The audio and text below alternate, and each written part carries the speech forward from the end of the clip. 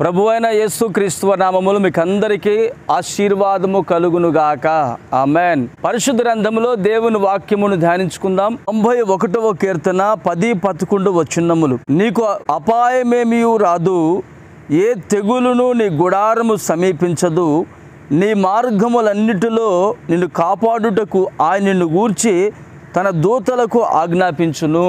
ఆమేన్.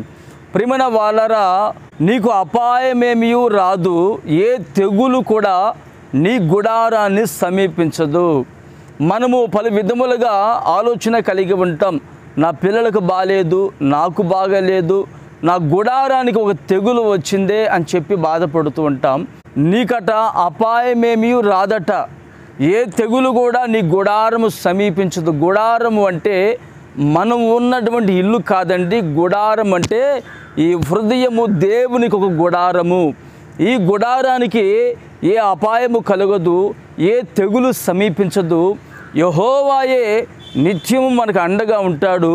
ఆయన మనకు కొండగా ఉంటాడు, కాపుదలుగా ఉంటాడు. అయితే మనమేమి చేయాలి తెలుసండి? నీతిమంతులుగా మనం మలచబడాలి. ప్రభువుని మనం అంగీకరించాలి. ప్రభు కొరకు జీవించినప్పుడు పాప క్షమాపణ నిమిత్తమై మారు మనసు పొంది బాప్తిసము తీసుకొని దేవుని కొరకు ఎప్పుడైతే మనం సిద్ధపడగలుగుతామో అప్పుడట మనకు అపాయము కలగదు, తెగులు సమీపించదు. మనము ఎంతో ఆశీర్వాదకరంగా ఉంటాం. మన ప్రయాణమై వెళుతున్నప్పుడు మన మార్గములో ఏదైనా ప్రమాదాలు పొంచి ఉంటే దేవుడు వాటిని తప్పిస్తాడండి. ఫర్ ఎగ్జాంపుల్ మీకు ఒక మాట తెలియపరుస్తాను. ఎజ్రా తన ప్రజలందరూ కలిసి వారు ప్రయాణమై వెళుతూ ఉన్నారండి. అయితే కొందరు అంటారు, అయ్యా మీరు వెళ్ళబోయేటువంటి మార్గంలో ప్రమాదం పొంచి ఉన్నది, మీరు ఎలా వెళ్ళగలుగుతారు అన్నప్పుడు, ఆ ప్రమాదం నుంచి తప్పించడానికి మాకు మా దేవుడు ఉన్నాడని చెప్పి ఎజ్రా తన పనివారు అందరూ కలిసి ఉపవాస ప్రార్థన చేసుకొని వారు బయలుదేరారండి. ఆ ఉపవాస ప్రార్థన ముగించుకొని వారు వెళుతుంటే సైనికులు అన్నట్లుగా మార్గంలో కొంతమంది శత్రువులు పొంచి ఉన్నారండి. వీరి మీద పడి వీరి దగ్గర ఉన్నటువంటి సిరి సంపదలు సమస్తం దోచుకుపోదామని వాడు ఎదురు చూస్తూ ఉంటే వీరు ప్రార్థన చేసుకుని ప్రార్థనా పూర్వకంగా ఎజ్రా తన ప్రజలు బయలుదేరి వెళుతుంటే పరలోకము నుండి ఒక హస్తము దిగివచ్చి మార్గములో పొంచి ఉన్నటువంటి శత్రువులందరినీ హతమార్చిందటండి. దేవునికి మహిమ కలుగునుగాక.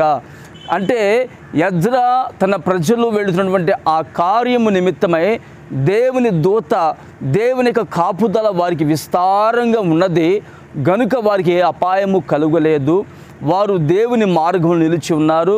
నీవు కూడా దేవుని యొక్క మార్గం నిలిచి నీ జీవితాన్ని దేవునికి అప్పగించుకొని ప్రార్థన చేసుకొనము. నిశ్చయముగా పొంచి ఉన్నటువంటి ప్రమాదాల సైతము నా ప్రభు నీ జీవితంలో ఆశీర్వాదకరముగా నిన్ను మలచునుగాక. ఆమేన్. ప్రార్థన చేసుకుందాము. ప్రేమగల తండ్రి, పరిశుద్ధుడా, స్తోత్రం చెల్లిస్తున్నాము నాయన. మా జీవితంలో పొంచి ఉన్నటువంటి ప్రమాదాలు సైతము తొలగించుటకు సమర్థుడవు, శక్తిగల దేవుడవు తండ్రి, నీకు స్తోత్రము నాయన. ఎవరైతే నాయన నీ బిడ్డలు నీ యందు భయభక్తులు కలిగి వారు ప్రార్థనాపూర్వకంగా వారి జీవితాన్ని కొనసాగిస్తున్నారో వారికి వెళుతున్నటువంటి ప్రతి మార్గమంతటిలో నీ కాపుదలనివ్వండి, క్షమాన్ని కలుగు చేయండి. బిడ్డల పక్షముగా మీరు నిలిచి పొంచి ఉన్నటువంటి ప్రమాదాలు సైతం మీరు తొలగించి మేలు చేసి మహిమ పొందుకోమని యేసు నామమున ప్రార్థిస్తున్నాను తండ్రి. ఆమేన్.